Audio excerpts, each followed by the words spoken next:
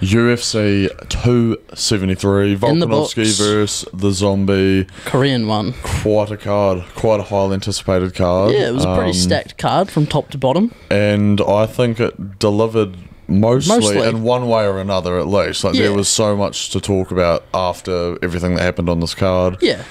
So we might as well just get straight into it. Yeah. Not every fight, because just the ones we care about, as per. I think I'll just start off with Alexei Oleinik, 60th win, 60th MMA win. 60th birthday as well, probably. Like, before this, I was like, just almost cut him, kind of, because he was just, I don't know, he just seemed to be kind of losing all the time and just not really accomplishing much, but then, I don't know. Like, that's incredible, 60 wins. Still just sticks around and got his performance of the night bonus for that. Good on him.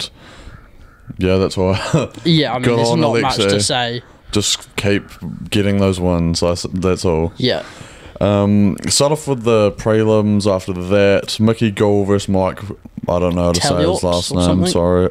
That's out there. Malott. So Mickey Gall, kind of another one who's just been coming off like a bunch of losses. Like, I feel like never really fully lived up to the potential that people thought he might have had after defeating the GOAT. How much potential? Did he really have potential, or did the UFC make us believe he had potential to fight Punk? Well, I don't even know. But anyway, he actually looked really good for like the first opening portions of this match. Like, his striking seemed to have improved a lot. His chin held up quite a bit as well. He just got knocked out. So it was quite unfortunate. It was the left hook? It was a punch. Yeah, it was something. I think it was like a right and then a left or something. But man, it was nice. So yeah, and he just went fat. But to be fair, like, good recovery from him afterwards. Like, after the fight was stopped, he got up straight away. Not that even matters. No, but like, it was impressive. Like, he wasn't like out for a while. Yeah, but I mean, he's gonna get cut. Yeah, he's got to be cut. 7-5. Yeah. See you, Mickey. Especially because wasn't he undefeated as well when he started? He was like, when he fought Punk, I swear he was like 2-0. Yeah, probably. And did he beat Sage Northcutt as well? Yeah. Look at that. Amazing. Where did all that potential go? But yeah, on to the next one. Yeah, Aspen Ladd versus Raquel Pennington. Yeah. Raquel Pennington just pretty much completely outclassed. Yeah. For like, I don't even know. Like, I don't like Aspen Ladd. No, I think she's like overhyped. Yeah, definitely overhyped. A lot of people were saying that on the commentary as well, that they were just gassing up Aspen Ladd so much for like the minimal work she was doing. Yeah. And kind of trying to make it seem a bit more closer than it was, which is weird because Daniel Cormier wasn't on commentary, so yeah, but Joe was. Yeah, but yeah, Raquel Pennington, kind of just like a veteran of the women's division, I guess, just seems to keep staying around and wins when she needs to, and that is literally every single woman's MMA fighter. That's kind of just what I was thinking as I was saying that. I was like, I guess they all kind of just stay around and either just trade wins or losses. But yeah, I think she's on like a bit of a win streak at the moment. So title shot incoming. Just may as well, honestly, feed her to fucking pain. Yeah. That GOAT of that division. And then I didn't even really care too much about this fight. Anthony Hernandez versus Friend. Just honestly. Just a wrestle I think he took that fight on like 9 days' notice. Yeah. The biggest superstar of the card, though, Ian Gary. Fucking hate him, man. I hated him going into this when people were comparing him to Conor McGregor. Like, first of all, not even first of all, I don't even know what order I'm going to go in, but just zero charisma. You literally get paid to watch Ian Gary in the sense that you get paid to watch paint dry. Yeah. Like, honestly, that man is a cardboard plank. When people were comparing him to Conor, I was like, okay, like, from his first fight, like, what? The maybe striking, like, the counters, kind of. Just with his counter shots, and he got a knockout in the first round, but absolute bland personality. Like, Conor came in straight away and was just like knocking people out, backing it actually up. Good fighters out as well. Like, you could tell that there was quite a lot of talent there, and just like the conviction in which he gave all his post-fight interviews, like with all his most iconic one-liners, like pretty much being like, "I'll forgive you," and then Ian Gary's kind of just like, "Yeah, guys, let's go." Like, I always once said. The guy he was fighting, I'm sorry, just Brian, what was his name? Weeks or something? Yeah, wouldn't, like, Tyron Woodley fucking reincarnated, wouldn't throw a strike at all. Like, the hype of Gary must have just been getting to his head, which just was even more pretty much just exposed Baffling. Gary for like not really being anywhere near that level, which I thought Like, anyway. if he really was a level, like, he would have finished easy. I was honestly so surprised that the majority of the comment sections were in agreement that Gary's just a hype job. Yeah, oh, fuck yeah. Because usually I'm just completely on the opposite end of whatever the comments are thinking. There were a few, you could clearly tell they didn't watch the fight. Yeah. They just, like, commented, they saw the D1, they're like, yeah, Ian Gary, the next McGregor. But, like, I was already thinking that Ian Gary was like that before this. I didn't need to see this fight to see that. When he went and said that nobody was on his level on the mic apart from Chael and Connor, that was enough for me. What, he doesn't do anything on the mic though. He What just does has an do on accent. the He has an mic? accent. He has an accent. He's Irish. Like, at least fucking James Gallagher from Bellator. Like, copied McGregor exactly. Like, at least he actually took the time to get the tattoos. like, imitate the laugh to perfection. And even though he's just completely ripping off Connor, like, he does it with fucking, like... And he's like a bit of a cunt. You can actually believe what he's saying, and it's like... There's actually something more to it than just him getting the crowd to fucking chant Olay after the fight. That was gay as fuck. Yeah, so Gary, fuck off, cunt. Yep. The main card, let's bang into... I barely even watched his first fight. The main card, I was prepping myself for Jairzinho, but he got ridden off, so... Vince, I don't know how to say his name, Pichel. Oh, Pichel, yeah. Logan Paul, yeah. Versus Mike Madsen, just like a wrestling... He's like a Greco versus striker, so, you know... Pretty much the same result as all those go. It was pretty boring. Decision, yeah, whatever. He's also won a title. Huh? He reckons he'll win a title within like 3 years. No. I was like, mate, you just look like GSP, but fucking trash. Yeah. And then so the women's strawweight bout, Mackenzie Dern versus Tisha Torres. Robbery. Like, yeah. Biggest robbery of the night. I actually 100% agree with that. Mackenzie Dern, hate her accent. Nobody was calling for it either. What, the accent? No, like a robbery. Nobody was saying, like, I didn't see many. I saw everyone saying that it was I didn't see robbery. many. I saw a lot.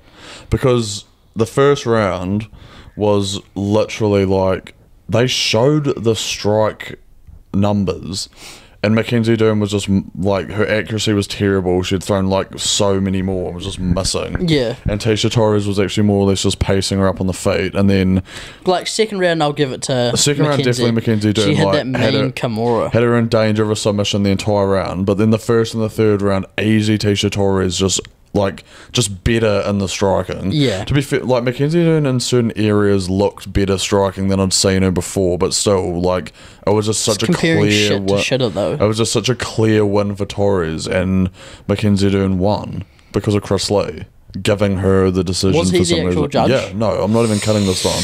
He actually was the judge. That is, yeah. Words need to be had, Dana. Like, as soon as his name was said, I was like, okay, Dern's winning. And she did. And then she did. So, yeah, robbery there, but I mean, I don't know. Words need to be had. I just struggle to have interest in women fights, to be honest. Like, yeah. I don't know. For sure. Even there's just title such fights, a talent gap between all the champions and everybody else. And I don't know, you just watch them fight and there's just, like, there's no impact to the shots. Like, it just makes me wonder. Yeah. You can, every single woman fight, if there's like a grapple or something, like in the second round where Mackenzie Dern just dove in to try and get a submission, like, and was able to achieve it. It's not like they have any power to be afraid of when they're going in. So, unless you're like Valentina. I mean, obviously, I haven't been in there with. But even Mackenzie still, like, Amanda Nunes, the supposed like greatest, like most powerful. Juliana Pena ate her shots and stuff. Like, and people just make fun of like the women's shadow boxing and shit, but they do Michelle Waterson. Yeah, I mean, we don't need to get into a run about women's fighting. Yeah, let's move on to anyway. Robbery. Best fight Tisha of the Torres should have won. The most anticipated, I'd say. Fight of the night. Gilbert Burns versus Chimaev. We all just wanted to see how good Chimaev was. Like, going into this, we honestly still had no idea because he just dominated every single fighter fucking with ease. Yeah. Only ever absorbed one strike and was making a big jump here from 11th rank to 2nd rank against Gilbert, who's been like quite a beast at welterweight. Only lost to Usman. And Dan Hooker. Robbery. Gilbert Burns won. 30-24. Well, anyone who says this is a robbery, I don't understand it, man. Stop watching MMA immediately. Dana it's not even like said it was you don't small know. Consensus. It was like everyone. Majority of people. I was convinced we watched a different fight. And just the fickleness of MMA fans to absolutely love Hamzat going in and then turn on him, bowing the fuck out of Burns, and then after it's over, like Hamzat, I guess because he didn't knock Burns out with one punch, like was getting booed, and everyone was like, "Oh my god, honestly, Gilbert's the best fight I've ever seen." Like, these fans are just fucking awful. Like, I'd hate to be a fighter. Yeah, I'd fucking hate to be one. Honestly, like, credit to Hamzat, because like, I feel like coming out of this, the main talk was robbery, but like, praise needs to be given. This man has gone from fighting nobody to fighting the number 2 ranked, beating him 2 rounds to 1, whatever, no matter what anyone says, taking these big hits, getting takedowns, proving that he is, like, even though his skill set, actually no, I'm not even going to say his skill set is not entirely what we thought it was. It is. He's just fighting the top, like, the top guys in the world. Like, people are like, oh, he's clearly not ready for Colby and Usman. He's had, what, 10 fights? Like, and like, this, if anything, ridiculous. Was just learning for him. Like, even in loss, we as an audience also learned, like, for one, he can take a fucking shot. He can take, like, anybody down. He took Gilbert Burns down so easy in that first round. And Gilbert, who had been, like, so good at grappling, wasn't able to do anything to Hamzat in that department at all. Like, could barely even nudge him when he was going for a takedown.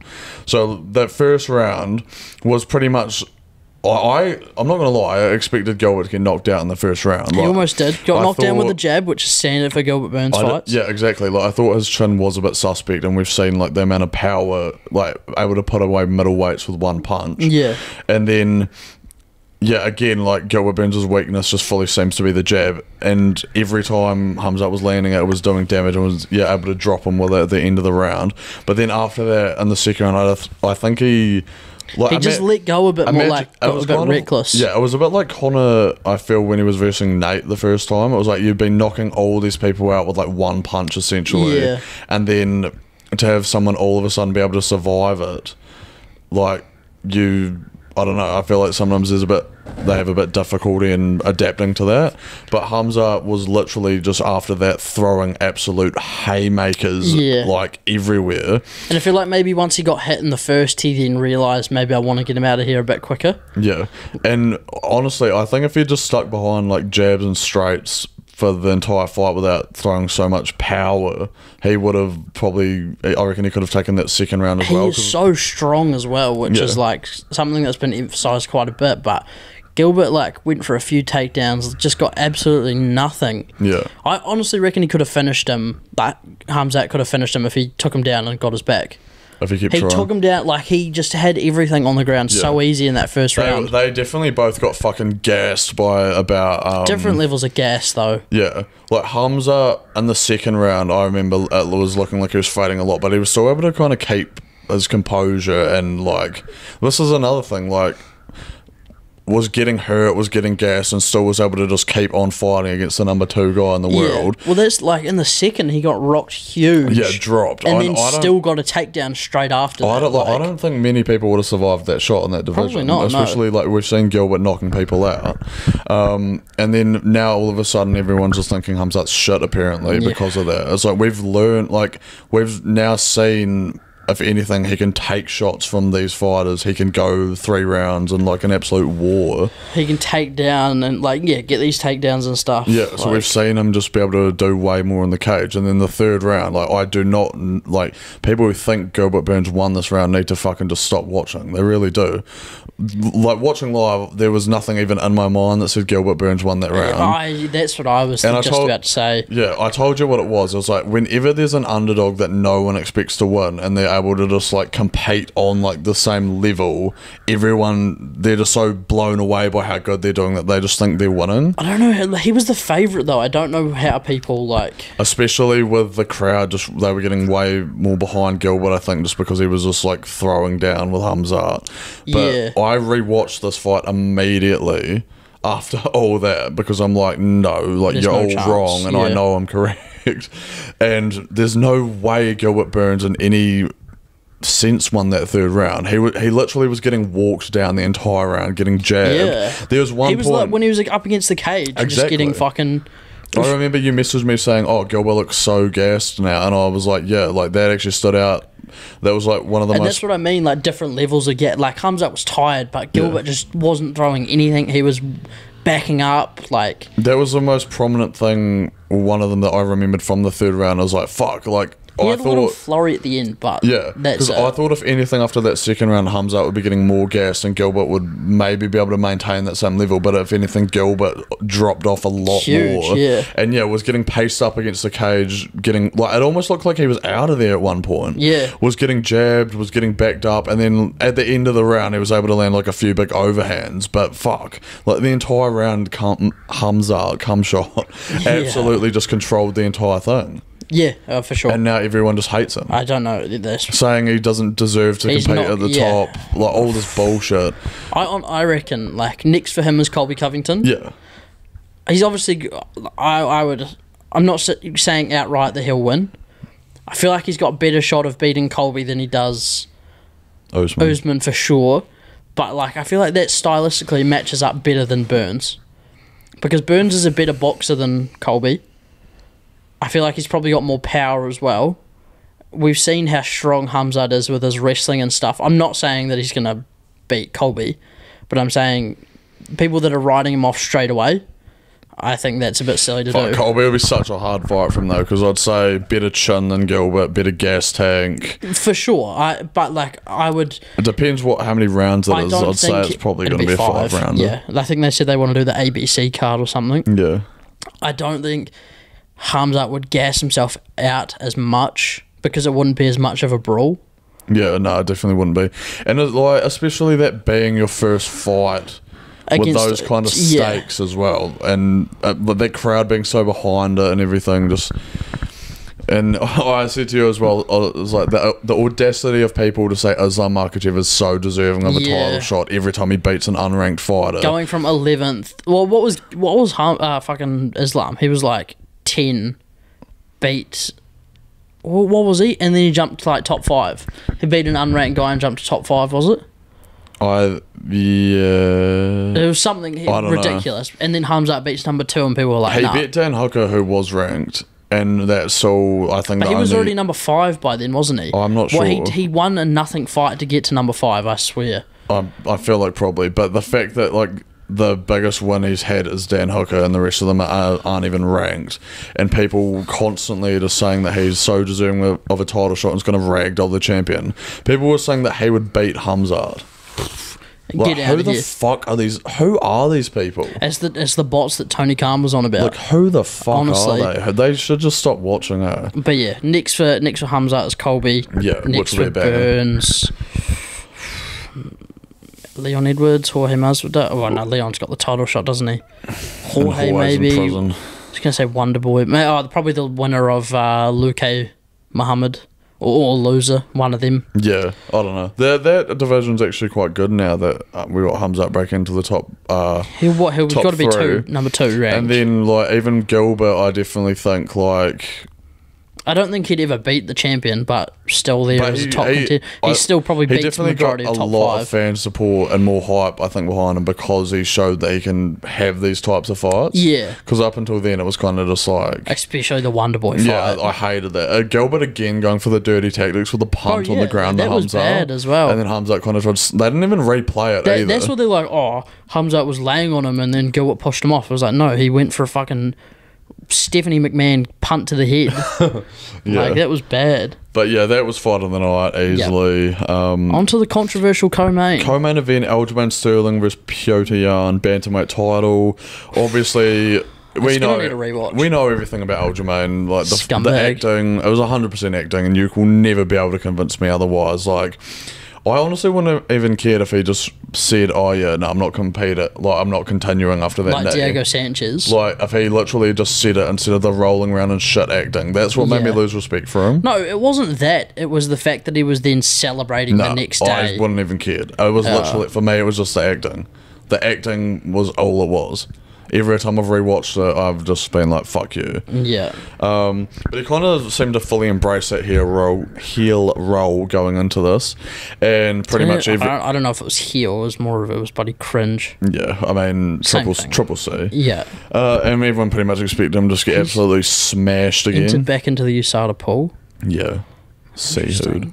But so first round, it's going to need a rewatch. I'm going to need to rewatch this because there was a lot happening, and then it's also interesting because like watching a fight live, you do think one thing, and then you go back and you look at the stats and shit like that. But then, I mean when you're judging it live, like you don't have those stats, so they shouldn't even really be taken into account anyway. From my memory, the first round consists of Piotr pressure the whole round. Yeah. I think Aljo shot for some takedowns, got stuffed, but landed a few nice kicks. That was it. Yeah. But it was clearly Jan leading, like literally backing him up against the cage the whole round, and then just like landed a few shots. Like, it was kind of a nothing round, but again, like you said, watching it live, Jan when nothing won, happens. But I feel like it just didn't even look like Aljamain landed as many shots as he did. Yeah, but I don't think like when a nothing round happens where no damage is really taken, you then look at the aggressor and who kind of. Unless it's Burns versus Hamzat, where everyone just says Burns won. That is another thing as well, where I was getting at a few people online. I was like, all these people saying that for sure Jan won when he was doing what Hamzat was doing, and they said Burns won. Yeah, like it's just honestly fucking whatever. But so yeah, just that first round. I mean, it'll be up for debate. Like 2 of the 3 judges gave it to Sterling. Like watching live, I thought Jan won. I don't know. The judges were so off here. Yeah. Like, should we just? Oh, like I gave this fight. I had round 1, 10-9 Jan. Yeah. 2, 10-8 Aljo. Yeah. 3, 10-9 Aljo. 4 and 5 was 10-9 Jan. So it would have been a draw. So it should have been a draw. But the fact that these judges didn't even give it a 10-8, like not even thrown it out there, is blowing my mind. Yeah. So like, like everyone I feel just scores fights completely differently, so it's so hard. Because I for sure thought that second round was a 10. I was like, he had his back and was actually still landing shots, like landing shots, working for submissions the whole time, like had him in danger. Like, was completely dominated the entire round. So for me, that's a 10-8. Yeah. And then I don't think he did as much the second. That's why I didn't give the second a 10-8. The third. Third. Sorry, he didn't do as much. He got his back and he held him there, but he had that control time, but no real damage or no real danger. It definitely wasn't as much damage as the second round. Like there was a few times where Jan was almost in a rear naked choke in that second round. Yeah. And then fourth and fifth was kind of just like, I'd say not domination, but it was very clearly Jan won those rounds. Yeah, just had more control and just shit like that. The problem is I can't say that Aljamain Sterling won that fight. No. I think it should have been a draw. I could either say that Piotr Jan won that fight or it was a draw. I think it just should have been, like, when you have these fights that, like, there's all these fights getting called robbery all the time. That's why I feel like they should have more draws, just so people don't think it's always a robbery. It reminds me of Buddy Usman Covington too. Yeah, literally, like just like they had the 10-8. Yeah, was it even given a 10-8 in? I don't know. Like it all just completely depends on how you score fights, which. Well, I mean, there are rules of how you're meant to score fights. I think when you look at it, like 2 takedowns got 20 stuffed for Jan, like, and as a wrestler, like Aljamain. That's the thing. It's like overall, I thought Jan had the better fight, a better overall performance. That's but what then I mean. Like, Sterling had way more dominant rounds, which I think kind of evens itself out a little to be a draw. Maybe they need to just look at. Oh, I don't know. It's hard to say. Like I was going to say, they should rearrange the rules of MMA, like because that fight. Do you just go 3 rounds to 2, or? Because that would be the logical thing. Or do they do... I don't know, man. It's so stupid. Would it not have just been simpler to give it a draw and they just rematch again? Exactly. Like, they should rematch again anyway. But I think they're looking at doing Aljamain versus TJ Dillashaw, which I think... is silly. Yeah. I think Dillashaw's had 1 fight back. Put him against Aldo. Sandhagen, which I thought Sandhagen won. Yeah, exactly. Like another close fight. Put him against Aldo. Aldo will be a test for him if he wins that. Yeah. I don't know. At the same time, though, I just don't even want to see Aljamain versus Jan again... In the near future, really, like I don't know. I just expected kind of more from this fight. Definitely be interesting to see what they do next. Yeah, just I don't know. It's still a pretty stacked division, to be fair. So still a lot of fights. What is it? Yeah. No, we'll just move on. Main event. Yeah. Distraction. Pretty much. Nothing to say. Like, I felt bad for Zombie. Honestly, I felt like even Volkanovski said he didn't even want to. He didn't want to continue. They should have just rescheduled the Max fight. Yeah. It's just kind of annoying that there's no one who can really even stand a chance against Volkanovski. It's Max's fault, man. If he didn't beat up Cater so bad, like... I completely respect Volkanovski as a fighter, but I love Volk, man. I can fully He's one of my admit favourite that fighters. because he beat Max, I'll never like him to the point that everyone else will like. But at least I can admit that. Like, so many people will just like hate Volk and not say why. Like, I don't even know if I hate him because like there are. You hate him because he's so good. Pretty much. And Max Holloway is my favourite fighter. Yeah. So it's like, imagine your favourite fighter loses the belt and then just can't get it back because that fighter's so good. Yeah. So, I mean, that's only really giving even more credit to Volk, so whatever. Absolute destruction, 10-8 every round. I think it was 10-8 every round. So, yeah. Should have been stopped. Absolutely destroyed. Just shouldn't even have let him walk it out, really. He is the zombie, though. The only fight is Max, and I don't know. Maybe not. Sure, someone go to featherweight, please. It makes sense. Dan Hooker.